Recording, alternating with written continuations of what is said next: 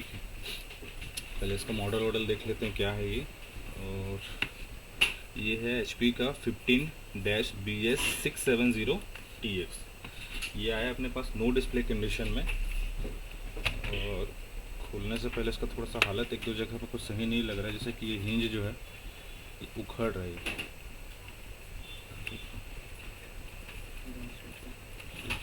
झूल रहा है पूरा ये।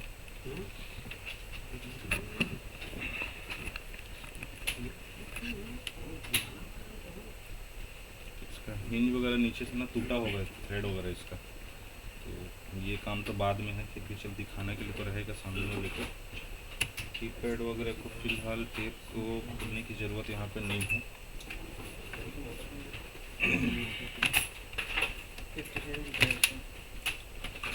बैटरी निकाल कर डायरेक्ट एक बार चार्जर से इसको चालू करके देखते हैं कि एम्पियर क्या ले रही है।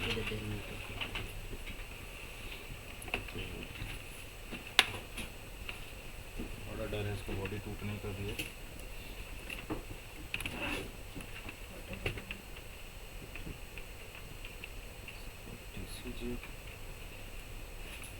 कनेक्ट तो हो गया यहाँ पे। पावर कितना कंज्यूम करे भैया, ऑन करते हैं, देखते हैं कहाँ तक जा रहा है ये।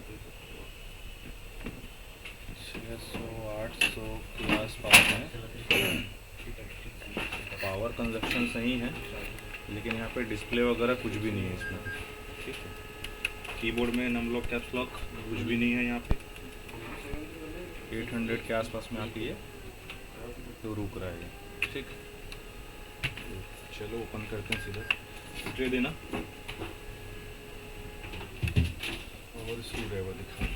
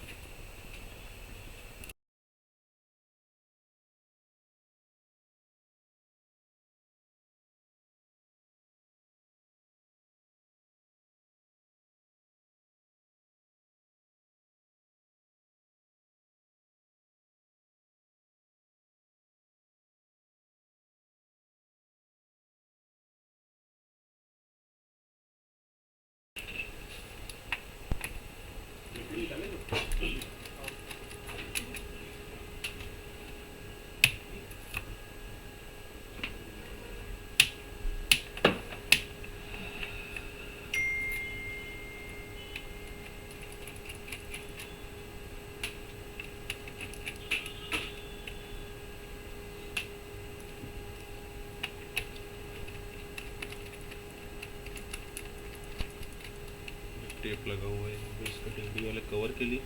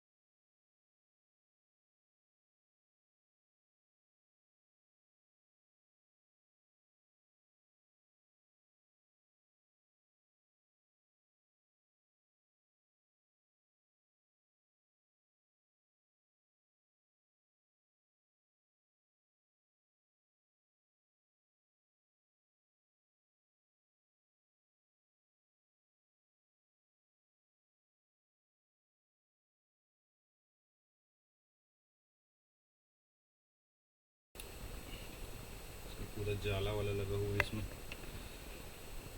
ठीक है,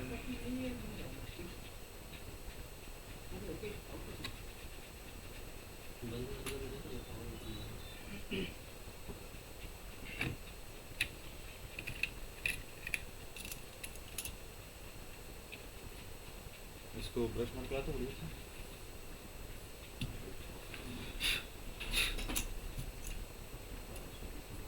4 GB और ये 8 GB। स्टारलाइट, ये क्या लगा, हाइनिक्स।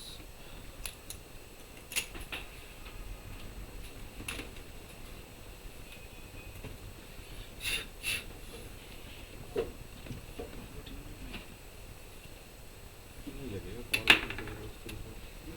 और दिखा निकाल लेते हैं कुछ नहीं तो।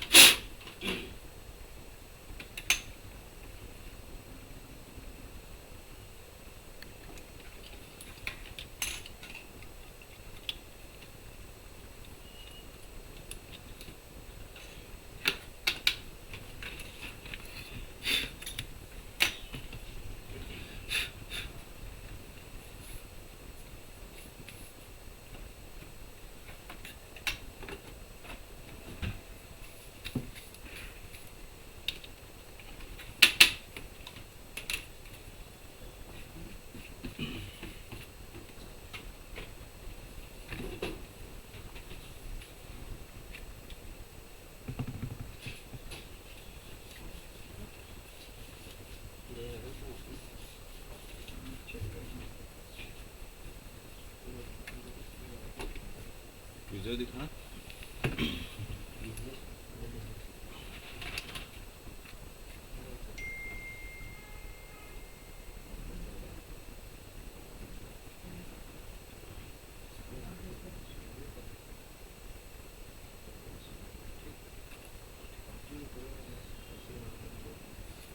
कहीं कुछ फिजिकल डैमेज वैमेज उसको पहले देखना है अपने को। ऐसा कुछ नज़र तो नहीं आ रहा। धूल तो उसको साफ़ कर दिए हम लोग, है ना।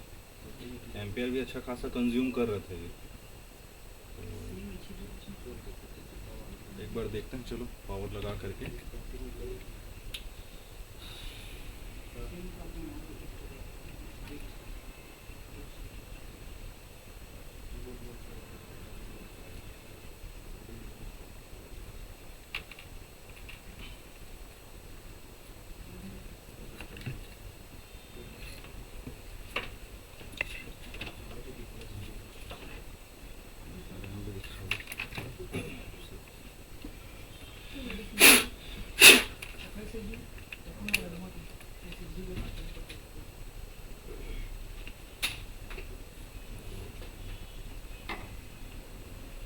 पावर तो ठीक ठाक कंज्यूम कर रहे हैं।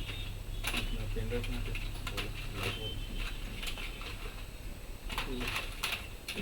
पेन ड्राइव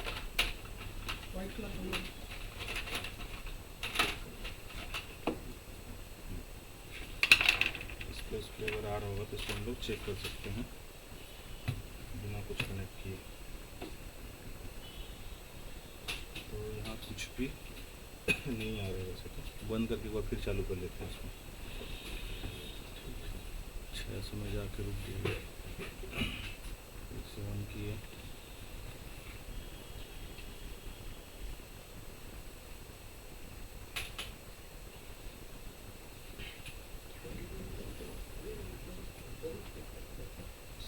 डिस्प्ले तो नहीं आया इसमें, पर दूसरा रंग दिखाना एक बार।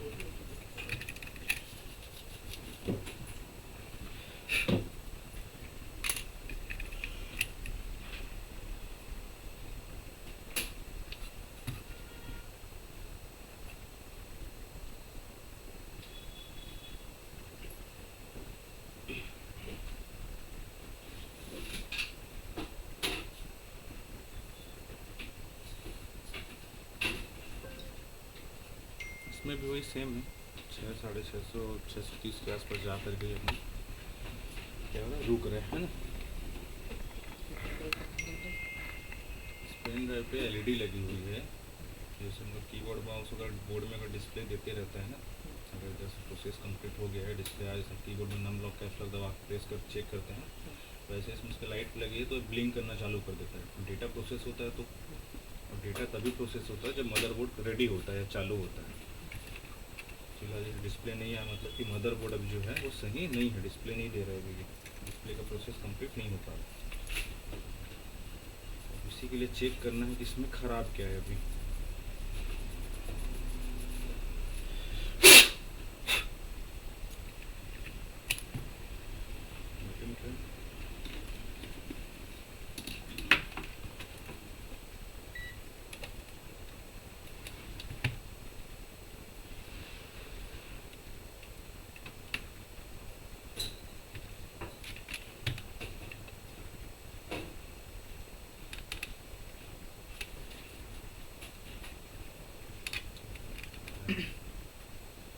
चलो अपने को दिख रहा है।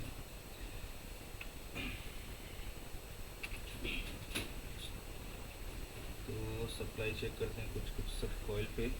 तो यहाँ पे आ रहा है कितना वोल्ट, 3.3 वोल्ट, ओके है। यहाँ पे आ रहा है 5 वोल्ट, ओके है।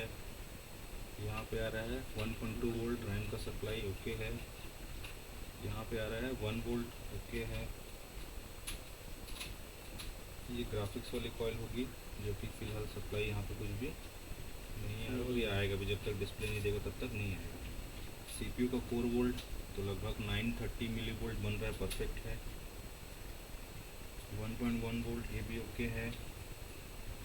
ये ग्राफिक्स का जो BGA मेमोरी लगा हुआ है, ये रैम 1.5 वोल्ट उसका सप्लाई ओके है।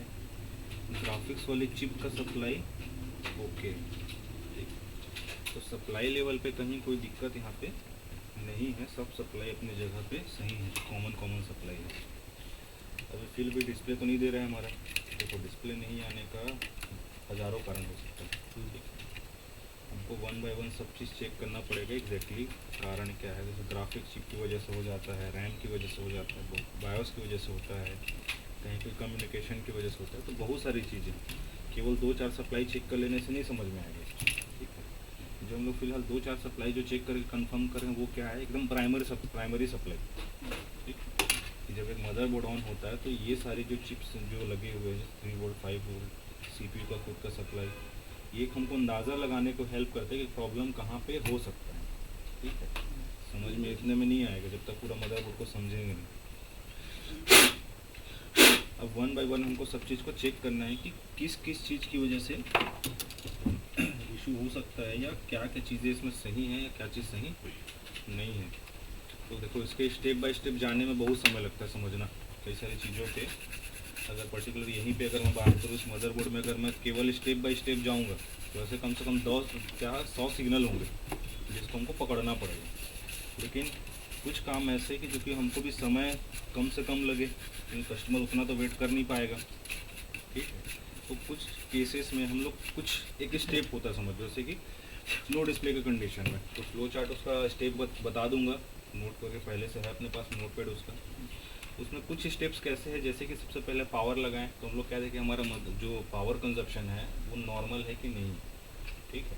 तो बताया भी था उस दिन, अगर नॉर्मल है तो हमको आगे क्या काम करना है, ठीक है। नॉर्मल नहीं है तो क्या काम करना है। जैसे फ़िलहाल अगर मैं इस केस में देखूँ तो इसमें क्या एम्पियर कंजप्शन नॉर्मल है, रैम सप्लाई चेक कर रहा हूँ बन रहा है, ठीक है। 3 वोल्ट 5 वोल्ट ओके है, CPU का सप्लाई भी बन रहा है। अब कहीं ना कहीं अगर मैं बोलूँ तो हमारा काम क्या होना चाहिए कि डेटा को प्रोसेस होना चाहिए। डेटा कैसे, तो जैसे जो हमारा बायोस है, ठीक है, बायोस के अंदर का जो प्रोग्राम है वो क्या हो हमारा लोड होना चाहिए या प्रोसेस होना चाहिए। प्रोसेस होने के बाद में ग्राफिक्स वगैरह के थ्रू प्रोसेस होकर फाइनली हमको आउटपुट में दिखना चाहिए, ठीक है। चूँकि एक चांस ये है कि शायद हो सकता है कि बायोस अगर करप्ट है, शायद ना, कंफर्म नहीं बोल सकते उसको भी, कुछ तरीके हैं जिसके थ्रू हम लोग चेक कर सकते हैं कि शायद बायोस का फॉल्ट हो सकता है। काफ़ी सारे केसेस में ग्राफिक चिप रहता है, तो ग्राफिक चिप वैसे ही बहुत ख़राब होने वाला कंपोनेंट है ये चिप, ठीक है। इसका जहाँ तक देख रहे हैं पूरा थर्मल पेस्ट वगैरह सूख गया इसका, तो पॉसिबल है लंबे समय तक थर्मल पेस्ट सूखे होने की वजह से हीट हो करके ख़राब हो गया हो। लेकिन डायरेक्ट तो उसको नहीं बदल सकते, और छोटा मोटा चिप तो है नहीं, तो उससे पहले जो कॉमन चीज़ें हम लोग चेक कर सकते हैं, जैसे कि क्या जो बायोस है हमारा वो रीडिंग ले रहा है कंप्लीट, या उसमें का जो डेटा है वो कंप्लीट रीड हो पा रहा है कि नहीं हो पा रहा है।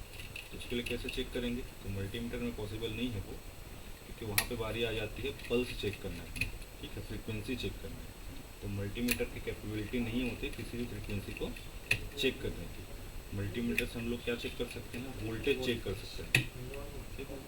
कुछ मल्टीमीटर एडवांस लेवल वाले होंगे जिसमें अगर वो फीचर दिया होगा तो बात अलग है। अदरवाइज ऐसे काम के लिए हम लोग यूज़ करते हैं CRO या DSO। तो आजकल के डेट में हमारे पास DSO होता है, ठीक। तो अगर एज अ DSO के तौर पे हम लोग चेक करते हैं तो ये रहा हमारा DSO। ये चेक करना सबसे पहले कि मेरा बायोस रीड राइट हो रहा है कि नहीं हो रहा है, ठीक है। तो उसके लिए बायोस चिप के बारे में थोड़ा सा डिटेल तुमको जानना पड़ेगा कि कौन सा पिन इसका रीड वाला है, कौन सा पिन राइट वाला है, ठीक है, कौन सा चिप सिलेक्ट वाला पिन है। मैं फ़िलहाल यहाँ पे साधारण तौर पे पिन नंबर 1 में ही रख के चेक कर ले रहा हूँ, क्योंकि वहीं पे हमको बहुत सारी चीज़ों का अंदाज़ा लग जाता है, ठीक है। तो जैसे कि उधर देखेंगे हमारा DSO में सेट क्या है, तो यहाँ पे एक 1 US में इसको हम लोग चेंज करके कर लेते हैं 200 US में।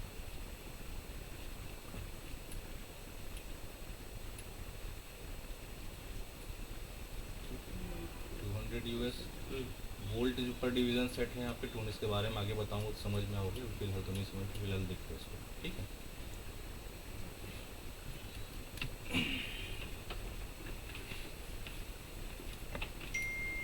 ये एक प्रकार का ECG की तरह काम करता है।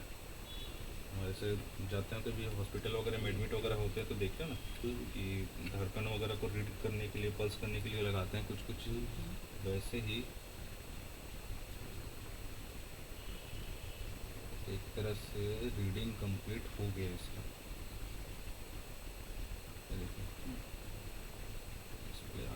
रीडिंग तो पूरा, रीडिंग के हिसाब से देखा जाए तो वो ऑलमोस्ट सही आ रहा है जहाँ तक मेरा अनुभव है।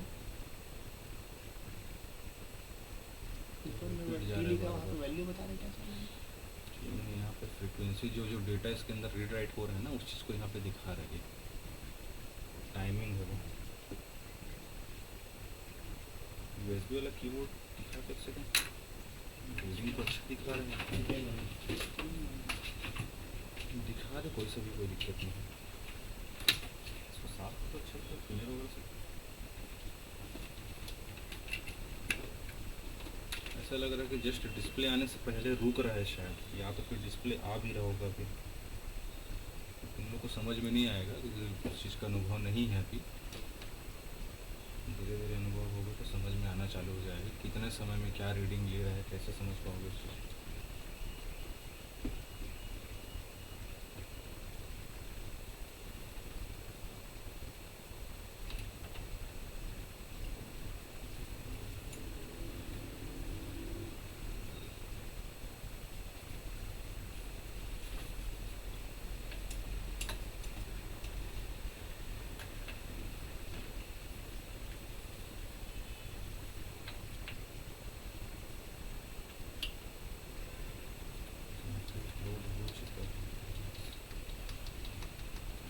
ये ग्राफिक्स चिप का इशू है, यहाँ पे रिकॉर्ड करते हैं, ठीक है, कुछ चीज़ों को समझने के लिए। मैं किस चीज़ को बोल रहा हूँ, देखो इसमें क्या होता है, टाइमिंग होती है, ठीक है। अगर कुछ चीज़ को नोट करना है कि जो बायोस इसके अंदर में जो भी प्रोग्राम हमारे डले हुए हैं, जब ये बायोस रीड वगैरह होता है तो हर बायोस का अपना पर्टिकुलर साइज़ होता है, कोई 4 MB, कोई 8 MB, 16 MB, 32 MB। तो यहाँ पे 2 चीज़ रीडिंग देखना, ठीक है। अभी फ़िलहाल रैम लगा है और इस टाइम में ये जब ऑन करता हूँ देखना इसका रीडिंग कितना टाइम लेगा, ये जो पल्स को दिखा रहा है, ठीक है, स्टार्टिंग में।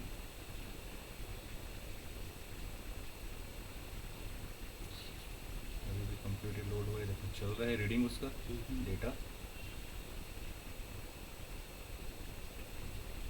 अभी ये रीडिंग कंप्लीट हो गया, फिर से दोबारा लिया,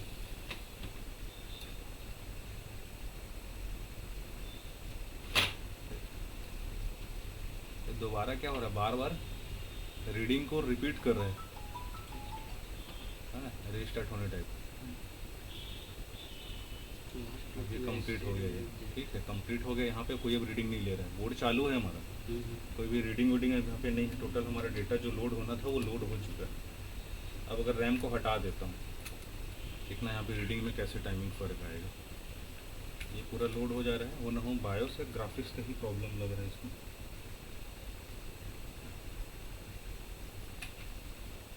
खत्म।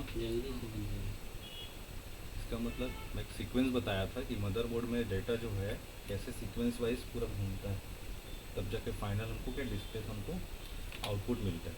तो अगर उस सीक्वेंस वाइज अगर देखा जाए तो विदाउट रैम क्या होगा, मदरबोर्ड उतना ही डेटा को रीड किया जितने में बायोस तक पहुँचे, ठीक है। जब बायोस अवेलेबल होगा तब कंप्लीट डेटा रीड हो करके क्या होगा, लोड होगा, देन उसके बाद वो प्रोसेस हो करके फिर हमको ग्राफिक कार्ड या डिस्प्ले प्रोसेस हो करके हमको एलवीडीए से डिस्प्ले के थ्रू हमको आउटपुट मिलता है, करेक्ट।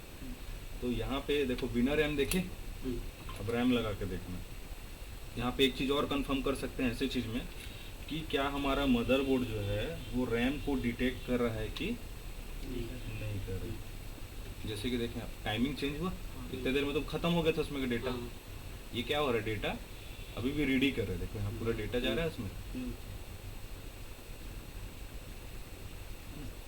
तो डेटा क्या है अच्छा खासा लोड ले रहा है। रिबूट हुआ, देखते हैं, शायद मेरे ख्याल से डिस्प्ले आ जाएगा इस बार।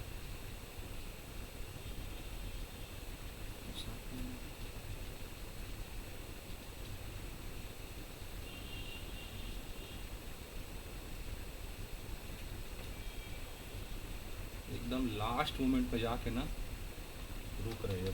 पॉसिबल है कि सारा डिस्प्ले कंट्रोलर वगैरह ही कुछ लफड़ा कर रहा है। यूएसबी पे तो नहीं आ रहा है, लेकिन जब हम रीडिंग के हिसाब से देख रहे हैं तो कंप्लीट डेटा लोड हो रहा है यहाँ पे। यहाँ पे मेरी पॉसिबिलिटी ज़्यादा है कि हमारा ग्राफिक्स वाला जो चिप है, क्योंकि डिस्प्ले यहीं से आउट होगा ना, प्रोसेसर पूरा अपना लोड ले लिया है, तो इसको हम लोग नॉन ग्राफिक्स कन्वर्ट करके चेक कर सकते हैं कंफर्म होने के लिए।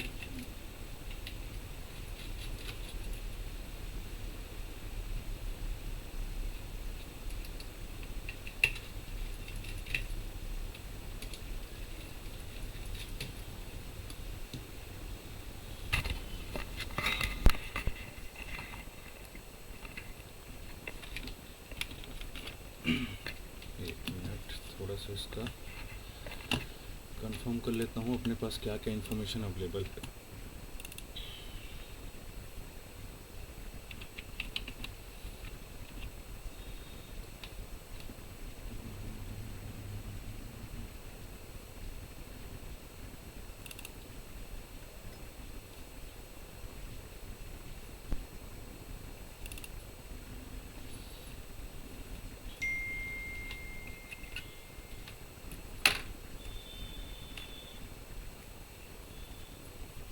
तो विदाउट ग्राफिक्स वाला है।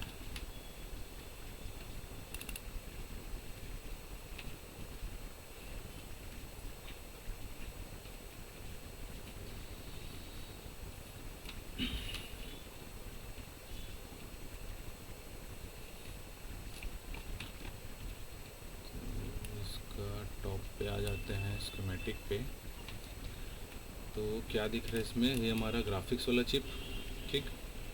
लेकिन अब इसमें पॉसिबिलिटी वाली बात अगर देखा जाए तो हमारा एडीपी कनेक्शन यहाँ पे दिया, मतलब कि हमारे सीपीयू से आ रहा है ये, ठीक। तो उस कंडीशन में ग्राफिक चिप को हम हटा भी देंगे तो हमारे आने के चांसेस है। तो कॉमन तो हम लोग तरीका जानते हैं कि सिंपल वे ये कर सकते हैं कि ग्राफिक्स की सप्लाई को डिसेबल कर देते हैं। तो यहाँ पे इसके लिए क्या आसानी से हो सकता है एक बार देख लेता हूँ। PJB1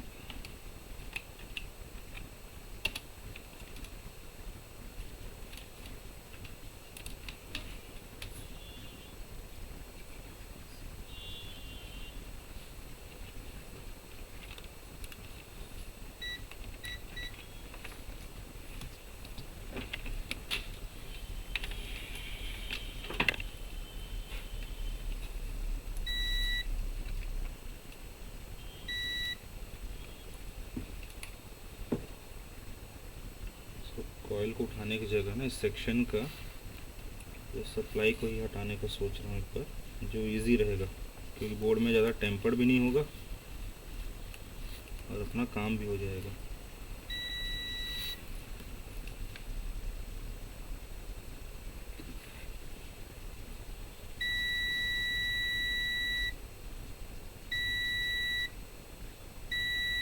ठीक, चूँकि इस मॉडल का हमारे पास में डेटा अवेलेबल नहीं है नॉन ग्राफिक्स कन्वर्ट करने का। ठीक, तो एक सामान्य तरीका होता है, तो हमारा यहाँ पे ध्यान देना, क्या दिख रहा है, 2 कॉइल दिख रही है हमारी ग्राफिक्स वाली।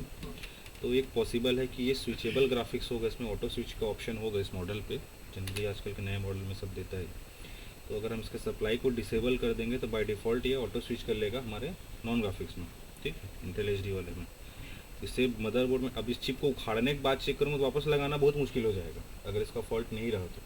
ठीक है, तो अभी हम लोग सप्लाई को अगर डिसेबल करके देख रहे हैं और कहीं हमारा काम हो गया तो 100% श्योर हो जाएंगे हमारा ग्राफिक चिप ही ख़राब है।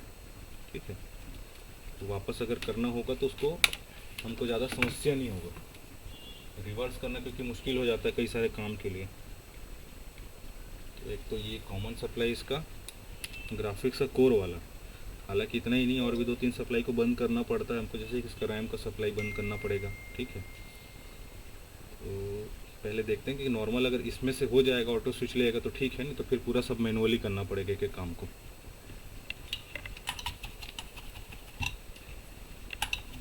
सोल्डरिंग वायर तो देखना था, नया वाला था ना पैकेट में, यार ज़रूरत नहीं पड़ेगा, रुक जाए।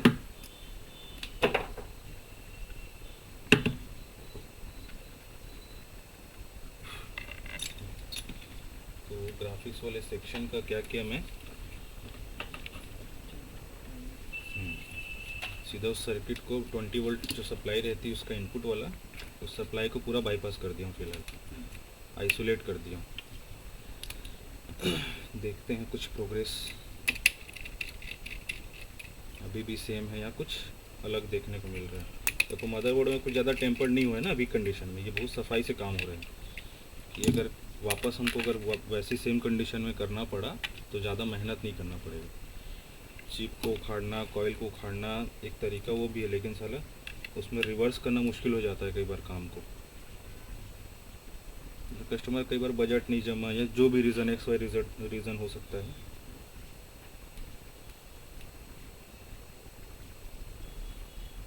कंजप्शन पहले से कम हो, ग्राफिक चिप की वजह से कंजप्शन कम हो गया। अब डिस्प्ले वगैरह अगर आ जाए तो हमारा काम भी हो गया। अच्छी बात है, ये सब जो प्रोसेस हो रहा है, रिबूट हो रहा है, ये सब अच्छा चीज़ है हमारे लिए।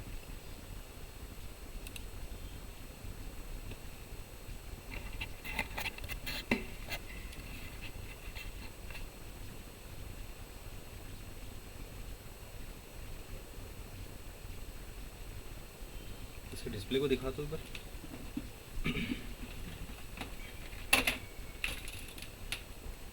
लोड तो कंप्लीट हो रहा है,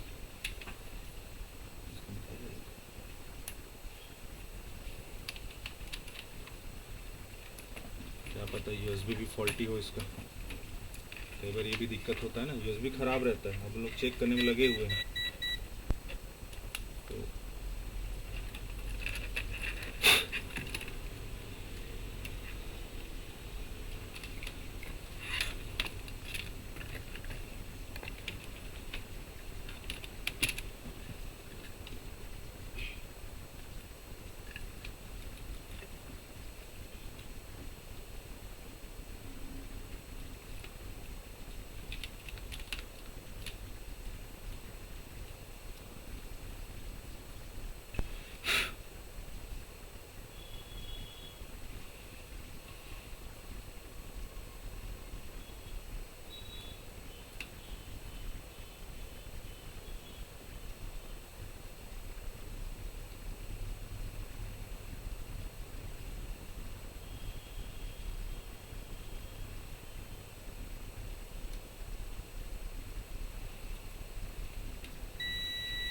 डिस्प्ले जस्ट आने से पहले रुक रहे होते हैं, रिबूट बढ़िया ले रहा है।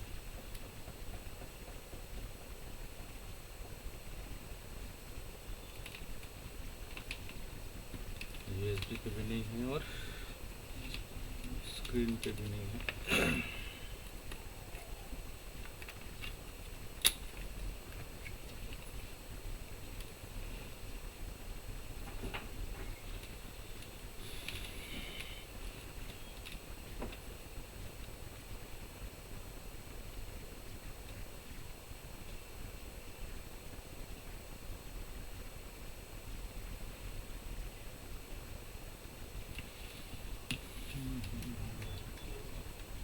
एक बार लेता है, सीमोस वैसे भी नहीं लगा है ना, और बायोस अपने आप में कॉन्फ़िगर करने के लिए उसको इतना समय लेता है वो।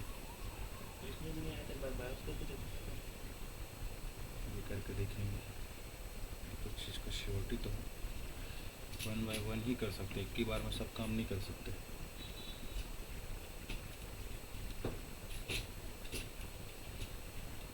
बायोस लोड वगैरह अच्छे से हो रहा है पूरे। हो सकता है बायोस के लास्ट पोर्शन में अगर कुछ इशू हो।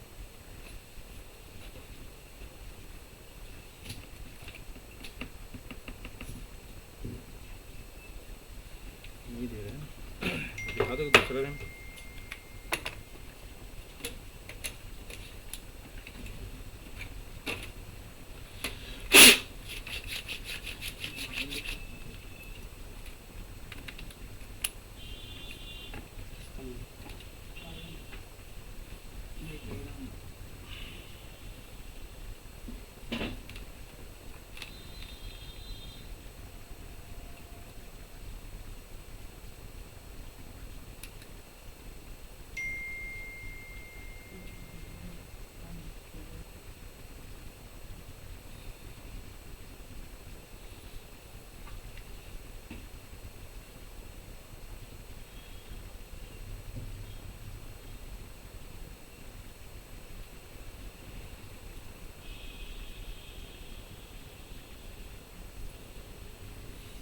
तेरे वहीं पे लास्ट में आके रुक जा रहा है ये, ठीक है।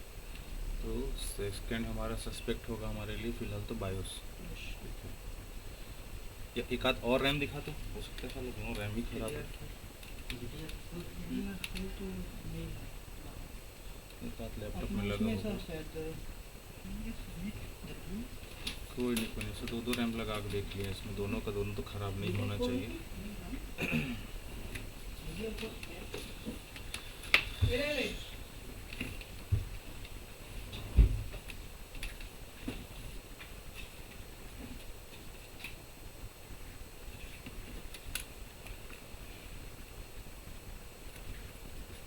दोनों रैम इस पर है, ये अपना टेस्टिंग वाला रैम है। सिमोस बेटे दिखा तो उनके रखेगा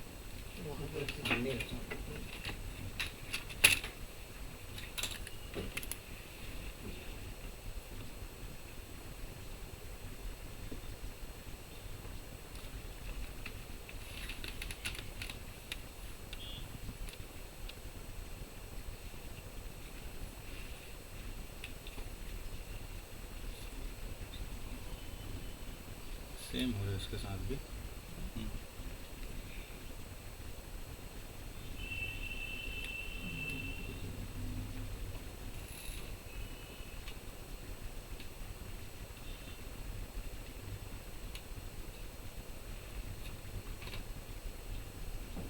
ठीक है, चलो रैम का सस्पेक्ट भी क्लियर हो गया। ग्राफिक्स का जो डाउट था वो भी थोड़ा सा क्लियर हो गया, ग्राफिक्स शॉर्ट भी हो सकता है, उसका तो अभी ऐसे समझ में नहीं आएगा। नेक्स्ट काम करते हैं पहले इसका बायोस, ठीक है, नया फर्मवेयर डालते हैं इस पर, उसके बाद आगे काम करेंगे।